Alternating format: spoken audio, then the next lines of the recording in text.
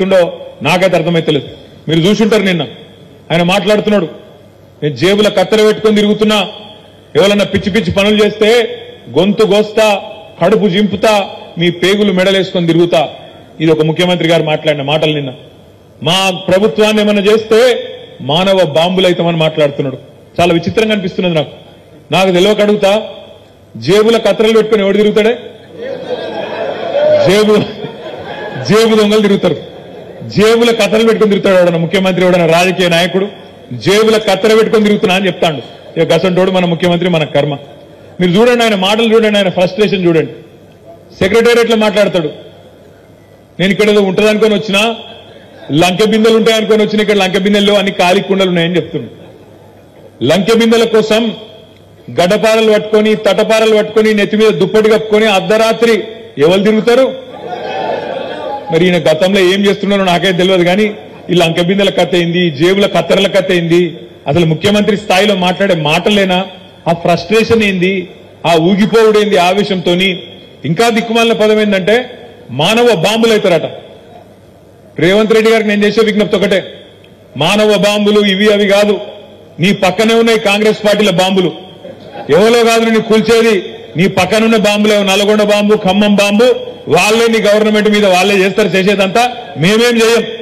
మేము మనస్ఫూర్తి కోరుకుంటున్నాం రేవంత్ రెడ్డి గారు, నువ్వు 5 ఏళ్లు నిక్షేపంలాగా ఉండాలి, 5 ఏళ్లు ఉండాలి. నువ్వు ఇచ్చిన 420 హామీలు అమలు చెయ్యాలనే డిమాండ్ చేస్తున్నాం, చెయ్యాలనే కోరుకుంటున్నాం. ఎందుకంటే ప్రజలకు తెలిసి రావాలి, ప్రజలకు కూడా తెలిసి రావాలి. ఖచ్చితంగా ఎవరు గుర్రమో ఎవరు గాడిదో ప్రజలకు కూడా తెలిసి రావాలి.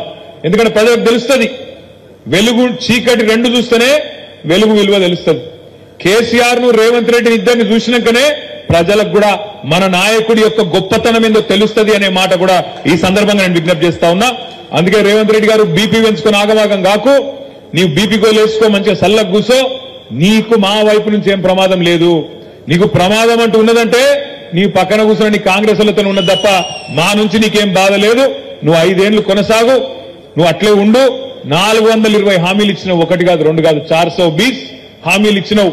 ఆ 420 హామీలు నిలబెట్టుకోకపోతే ఎంబడబడతాం, ఎంటాడతాం, ఇడిచిపెట్టమనే మాట కూడా నేను విజ్ఞప్తి చేస్తా ఉన్నా. మిత్రులారా, మీ అందరికీ నేను ఒకటే కోరేది, ఈరోజు మార్చి 7వ తారీఖు సరిగ్గా రేవంత్ రెడ్డి ప్రభుత్వం వచ్చి 90 రోజులు నిండిన రోజు ఈరోజు. మార్చి 17 నాడు 100 రోజులు నిండుతుంది. 100 రోజుల్లో చాలా చేస్తా అని చెప్పిండు రేవంత్ రెడ్డి గారు. ఏమేం చెప్పిండు ఒకసారి యాద్ చేసుకోండి. కేసీఆర్ బిచ్చమేసినట్టు ఇస్తున్నాడు 10,000 రైతు బంధు. నేను రాగానే 15,000 ఇస్తా, మీరొక్క 10 రోజులు ఆగితే నేను 15,000 రూపాయలు మీ ఖాతాలు ఇస్తా అన్నాడు. రైతు బంధు కాదు, రైతు భరోసా అన్నాడు. వచ్చిందా భరోసా? వచ్చిన రైతు బంధు, రైతు భరోసా కాదు, 15,000 కాదు, ఆ 10,000కే దిక్కులేని పరిస్థితి. ఇలా రైతులు పాపం కొంతమంది మోసపోయి ఓట్లేసిండ్రు, వాళ్ళు బాధపడుతున్నారు, ఆగమైతున్నారు.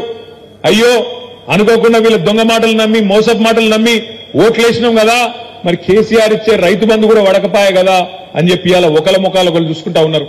మన దగ్గరికి వస్తలేరు, వచ్చి చెప్పేందుకు కొద్దిగా అభిమానం అడ్డం వస్తుంది. మరి ఓటమి వాళ్ళకేస్తే మీ వీళ్ళని అడిగితే ఎట్లా అని చెప్పి కొద్దిగా పాపం కింద మీద అయితా ఉన్నారు. వాస్తవం ఏంది అంటే ఈ ముఖ్యమంత్రి గారికి ఈ రోజు వరకు కనీసం రైతు బంధు ఇచ్చే ముఖం కూడా లేదు, రైతు బంధు ఇచ్చే తెలివి కూడా లేదు అనే మాట ఇలా గ్రామాన రైతులే చర్చ పెడుతున్న మాట వాస్తవం అని చెప్పి కూడా నేను మాట్లాడుతా ఉన్నా, నేను విజ్ఞప్తి చేస్తా ఉన్నా. అదే విధంగా ఇంకొక మాట అన్నాడు రేవంత్ రెడ్డి గారు, మీరెవ్వరైనా సరే రాష్ట్రంలో ఉండే రైతులు ఆలోచించకండి, ఇప్పటిదాకా లోన్ తీసుకోకపోతే ఉరుకున్రి, బ్యాంకుకు పోన్రి, జల్దీ పోన్రి, పోయి తెచ్చుకోండి, 2 లక్షలు తెచ్చుకోండి, నేను వస్తున్నా డిసెంబర్ 9 నాడు సంతకం పెడతా, 2 లక్షల రుణం మాఫీ చేస్తా అన్నాడు. మరి అలా మనం ఏమడుగుతున్నాం? తిడుతున్నాం ఆయననేమన్నా? అంత ఫ్రస్ట్రేషన్ ఎందుకు, అంత బాధ ఎందుకు, అంత గొంతు దించుకునేందుకు? అడుగుతున్నాం, యాద్ చేస్తున్నాం. ఏమంటున్నాం? అయ్యా మరి డిసెంబర్ 9 అన్నావు, డిసెంబర్ 9 వాయే, జనవరి 9 వాయే, ఫిబ్రవరి 9 వాయే, మార్చి 9 ఎల్లుండి రానే వట్టే, మరి ఎప్పుడు ఇస్తావా 2 లక్షల రుణమాఫీ అంటే అది చేసే తెలివి లేదు, డైలాగులు కొడుతున్నాడు. మగాడివైతే 1 సీటు గెలిపించుకో అని మాట్లాడుతున్నాడు. మరి నేను కూడా అంటున్నా, రేవంత్ రెడ్డి దమ్ముంటే, నీకు సత్తా ఉంటే, నేను మొన్న చెప్పిన మళ్ళీ చెప్తున్నా, మగాడివైతే రా, నువ్వు నిలబడ్డ మల్కాజ్గిరి పార్లమెంట్కే రా, ముఖ్యమంత్రి పదవికి రాజీనామా చేసేదా? రాష్ట్రంలోని అన్ని సీట్లు కాదు, ఒక్క సీటే అన్నావు కదా, ఒక్క సీట్నే తెలుసుకుందాం దా. నేను రాజీనామా చేస్తా నా సిరిసిల్ల ఎమ్మెల్యే పదవికి, నువ్వు కూడా రాజీనామా చేసిరా, మల్కాజ్గిరి పార్లమెంట్లోనే తేల్చుకుందామని. అప్పటి నుంచి మళ్ళా సడిలేదు సప్పుడు లేదు. అందుకే నేను అంటున్నా, మగతనం అంటే ఎలక్షన్లు గెలుచుడు కాదు. మగతనం అంటే మగాడు అయితే ఇచ్చిన మాట నిలబెట్టుకో. 2 లక్షల రుణమాఫీ అన్నావు, దమ్ముంటే 100 రోజుల్లో మార్చి 17 లోపల 2 లక్షల రుణమాఫీ చేసి రైతులకు సాయం చేయని మాట నేను డిమాండ్ చేస్తా ఉన్నాం. దమ్ముంటే మగాడివైతే ఇచ్చిన మాట ప్రకారం రైతు భరోసా అన్నావు కదా, అది చేసి చూపెట్టు. దమ్ముంటే మగాడివైతే ఇవాళ పంటలు ఎండిపోతున్నాయి, పంటలకు నీళ్ళి, గొంతులు ఎండిపోతున్నాయి, ఆ ఎండిన గొంతులకు నీళ్ళి. మగాడివైతే మా ఆడబిడ్డలకు ఇచ్చిన మాట. మహాలక్ష్మి అన్నావు, కోడళ్లుంటే 2500, ఇంట్లో అత్తలు అవ్వలుంటే తాతలుంటే 4000 అన్నావు. కేసీఆర్ ఒక అవ్వకో తాతకో ఇస్తుండు, నేను ఇద్దరికి ఇస్తా అన్నావు. ఈ దమ్ముంటే గా పని చేసి చూపెట్టు. మగాడు అయితే గా పని చేసి చూపెట్టు. ఇవాళ నోటికొచ్చిన మాటలు, నోటికొచ్చిన సొల్లు పురాణం, ఎటు పడతాడు అబద్దాలు చెప్పి ఇవాళ గద్దెనెక్కి ఓడ మీద ఉన్నప్పుడు ఓడమల్లన్న, ఒడ్డుకెక్కినాక బోడమల్లన్న అన్నట్టు ఇవాళ ప్రజలను కించపరిచే విధంగా చిల్లర మాటలు మాట్లాడుతా ఉన్నాడు ఈ ముఖ్యమంత్రి. నేను మీ అందరికి చేసే విజ్ఞప్తి ఒకటే, ప్రజలు మంట మీద ఉన్నారు. మీకు నాకంటే బాగా మీకే తెలుసు. ప్రజలు మంట మీద ఉన్నారు, కోపం మీద ఉన్నారు. ఈ కొత్త ప్రభుత్వం మమ్మల్ని ఆగం చేసింది అనే కోపం మీద ఉన్నారు. మా మైనారిటీ సోదరులు ఆలోచన చేస్తా ఉన్నారు, చూస్తా ఉన్నారు. ఈయన ఖచ్చితంగా గతంలో టీడీపీని ముంచిండు, ఇప్పుడు మళ్ళా కాంగ్రెస్ ను కూడా ముంచేటట్టే ఉన్నాడని చెప్పి మా మైనారిటీ సోదరులు కూడా ఆలోచన చేస్తా ఉన్నారు. ఎందుకంటే మీరు చూస్తున్నారు ఏం మాట్లాడుతున్నాడు ఆయన. ప్రధానమంత్రి ముంగట పోయి నిలబడి ఆప్ హమారే బడే భయ్యా హై, బడే బాయి హై అంటాడు. అందుకే కేసీఆర్ గారు ఎప్పుడు చెప్తుంటారు, బడే బాయితో బడే బాయి చోటే మియా సుబాన్ అల్లా అని చెప్తుంటారు కేసీఆర్ గారు. గట్లున్నది కథ ఇయ్యాల. అసలు బడే బాయ్ అట నరేంద్ర మోడీ. ఇంకొక మాట అంటాడు సిగ్గు లేకుండా, ఇప్పుడే మా జమీల్ భాయ్ చెప్పిండు, ఆత్మగౌరవం కలిగిన ఏ తెలంగాణ బిడ్డ మాట్లాడని మాట, ఆత్మగౌరవం ఉన్న ఏ తెలంగాణ బిడ్డ కూడా ఒప్పుకోని మాట. అన్ని రంగాలలో ఇవాళ తెలంగాణ భారతదేశానికి ఆదర్శంగా మారితే, మనం పెట్టిన రైతు బంధు దేశానికి ఆదర్శమై పీఎం కిసాన్ అయింది కదా. మనం రైతు బంధు పెట్టినాకనే కదా మోడీ కాపీ కొట్టి పీఎం కిసాన్ అని పెట్టుకున్నాడు. మనం ఇంటింటికి నీళ్ళు ఇచ్చినాకనే కదా మిషన్ భగీరథ ద్వారా మోడీ కాపీ కొట్టి హర్ ఘర్ జల్ అన్నాడు. మనం ఇక్కడ మిషన్ కాకతీయ చేసినాకనే కదా మోడీ కాపీ కొట్టి అమృత్ సరోవర్ అన్నాడు. ఇట్లా ఎన్ని రంగాల్లో దేశానికి ఆదర్శమైంది తెలంగాణ. అట్లాంటి తెలంగాణ మోడల్ ను కించపరుస్తూ ఏం మాట్లాడతావు నువ్వు? గుజరాత్ మోడల్ చేస్తాం మన రాష్ట్రాన్ని మాట్లాడతావా? ఏంటిది గుజరాత్ మోడల్ అంటే? తెల్లారులేసి హిందువులు ముస్లింలు తన్నుకునుడా, లేకపోతే రైళ్లలో పోయేటోళ్ళని కాల్చి చంపుడా? ఏంటిది నీ గుజరాత్ మోడలు? ఏంది నీకు నచ్చిన నీ గుజరాత్ మోడలు? మీ నాయకుడు రాహుల్ గాంధీ ఏమో గుజరాత్ మోడల్ బేకార్ మోడల్, అటర్ ఫ్లాప్ మోడల్ అంటాడు. నువ్వేమో ఇక్కడుండి గుజరాత్ మోడల్ గొప్పదంటావు. ఇది మా రాష్ట్రంలో ఉన్న సోదరులందరూ చూస్తలేరు అనుకుంటున్నావా? ఆలోచన చేస్తలేరు అనుకుంటున్నావా? మీ నాయకుడు రాహుల్ గాంధీ ఏమో అదానిని పొట్టుపోటు తిడతాడు. 609వ స్థానంలో ఉన్న అదాని ప్రపంచంలో మోడీ గారి ప్రాపకం వల్లనే 2వ స్థానానికి ఎదిగిండు అని రాహుల్ గాంధీ మాట్లాడతాడు. నువ్వేమో అదానితో నలై బలై చేసుకొని అదాని సన గొప్పోడు తెలంగాణకు వస్తున్నాడు అని చెప్తాడు. ఇట్లా 1-2 కాదు చెప్పుకుంటా పోతే సిగ్గుపోతుంది. గని దిక్కుమాలిన పనులు చేసిన ఈ రేవంత్ రెడ్డి ప్రభుత్వం 90 రోజుల్లోనే ఇవాళ ప్రజాభిమానాన్ని కోల్పోయి ఇవాళ ప్రజల్లో పల్సన అయింది.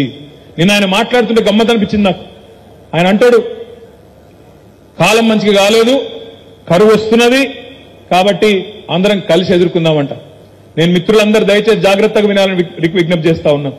ఇది కాలం తెచ్చిన కరువు కాదు, ఇది కాంగ్రెస్ తెచ్చిన కరువు అనే మాట నేను మీకు విజ్ఞప్తి చేస్తా ఉన్నా. కాలం తెచ్చిన కరువు కానే కాదు, ఇది కాంగ్రెస్ తెచ్చిన కరువు. ఎట్లా అంటారా? ఒక్కసారి దయచేసి ఆలోచన చేయండి. మన నాయకుడు పెద్దలు కేసీఆర్ గారికి తెలంగాణలోని భౌగోళిక పరిస్థితుల పట్ల, ఇక్కడి వాతావరణ పరిస్థితుల పట్ల, ఇక్కడ రైతుల దుస్థితి పట్ల సంపూర్ణమైన ఆలోచన అవగాహన ఉంది కాబట్టి ఆయన పూర్తి స్థాయి ఏకాగ్రతతో మొదటి 10 ఏళ్లు తెలంగాణలో నీళ్లు ఇవ్వాలి అనే తపనతోని కమిట్మెంట్ తో పనిచేసిండు. తెలంగాణ ఎట్లుంటదంటే ఒక్క నిమిషం మీరు అర్థం చేసుకుంటే చెప్తున్నా. ఇట్లా ఒక గుడిసె లెక్క ఉంటుంది తెలంగాణ. భౌగోళికంగా చూస్తే ఒక గుడిసె లెక్క ఉంటుంది. ఇట్లా ఒక దిక్కేమో కిందికి గోదావరి నది వారుతుంటది, ఇంకో దిక్కు కృష్ణా నది వారుతుంటది. గోదావరి ఏమో సముద్రానికి 80 మీటర్ల మీద ఉంటది, కృష్ణా నదేమో సముద్రానికి 100-110 మీటర్ల మీద ఉంటది. మన తెలంగాణ ఇప్పుడు మన కరీంనగర్ పట్టణం దగ్గర 300 మీటర్ల పైన ఉంటుంది. హైదరాబాద్ 535 మీటర్ల మీద ఉంటుంది. ఇట్లుంటది తెలంగాణ, ఇట్లా గుడిచె లెక్క. మరి నీళ్లు కిందున్న నీళ్లు పైకి తేవాలి, కరీంనగర్ నీళ్లు తేవాలి, చొప్పదండికి నీళ్లు తీసుకురావాలి, హుస్నాబాద్ హుజురాబాద్ సిరిసిల్లకు, వేములవాడకు, సిద్దిపేటకు నీళ్లు తేవాలంటే నీళ్లు పైకి తీసుకొచ్చుడు, గుంజుకొచ్చుడు, బోర్లు ఎట్లయితే వేస్తామో, భూగర్భంలో ఉండే నీళ్లను గుంజతందుకు, పైకి గుంజతందుకు బోరింగ్లు ఎట్లయితే వేస్తామో గట్లనే లిఫ్ట్ పెట్టి ఆడికెళ్లి నీళ్లు తీసుకురావాలి. అందుకే కేసీఆర్ గారు ఏం చేసిండు, మేడిగడ్డ దగ్గర ఎక్కడనైతే 80 మీటర్ల కాడ గోదావరి నది ప్రవహిస్తుంటదో, ఎక్కడనైతే ఎర్రటి ఎండాకాలంలో కూడా మే నెలలో కూడా రోజుకు 100 టీఎంసీల నీళ్లు, 100,000 క్యూసెక్ల నీళ్లు కిందికి సముద్రంలోకి వృధాగా పోతున్నాయో, వేస్ట్ గా పోతున్నాయో, అవి అక్కడ కట్టి, అక్కడ బ్యారేజ్ కట్టి ఆడికెళ్లి నీళ్లు కట్టి ఆడికెళ్లి దశల వారీగా మేడిగడ్డ నుంచి అన్నారం, అన్నారం నుంచి సుందిల్లా, ఆడికెళ్లి ఎల్లంపల్లి, ఎల్లంపల్లికి వెళ్లి మిడ్మానేరు, మిడ్మానేరు మీదికెళ్లి ఒక దిక్కు మలకపేట, ఇంకో దిక్కు గౌరవెల్లి, ఇంకో దిక్కు అన్నపూర్ణ, ఆ పైకి రంగనాయక సాగరు, ఆ పైకి మల్లన్న సాగరు, ఆ మీదికి కొండపోచమ్మ సాగర్.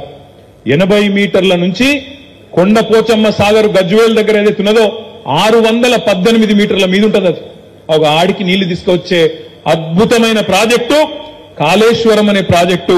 ప్రపంచంలోనే అతి పెద్దదైన ప్రాజెక్టు కాళేశ్వరం లిఫ్ట్ ఇరిగేషన్ లో. అంటే ఈ పిచ్చోళ్ళకి అది తెలియదు, బండి సంజయ్కి తెలియదు, రేవంత్ రెడ్డికి తెలియదు. వాళ్ళు మాట్లాడితే మేడిగడ్డ అంటారు. మేడిగడ్డ అనేది మొత్తం కాళేశ్వరం ప్రాజెక్టులో ఉండే 100 భాగాల్లో ఒకటి మేడిగడ్డ. ఆ మేడిగడ్డలో కూడా మనం పోయి చూసి వచ్చినాం. మొత్తం బ్యారేజ్ పొడవు 1.6 కిలోమీటర్లు, 1600 మీటర్లు, 85 పిల్లర్లు ఉన్నాయి అందులో. ఆ 85 పిల్లర్లల్లో ఒక పిల్లర్కు బాగా డ్యామేజ్ అయింది, ఇంకో 2